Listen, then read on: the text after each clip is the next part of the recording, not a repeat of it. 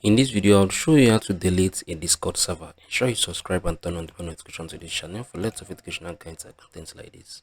If you created a Discord server and let's say for some reasons you love to delete it, right? What you're going to do right now, you're going to click on this, right? Click on this edit channel. Right here, you can see this right away. This is the delete channel, right?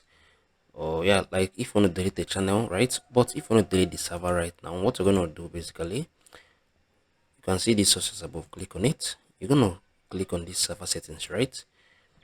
You're gonna scroll down. You're gonna see this delete server. Once you click on it, you'd be asked to enter the server name, right? So I'm gonna click on the sources. This is the server name.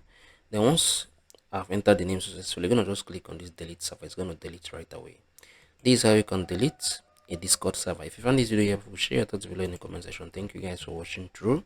I'm gonna see you all in the very next one.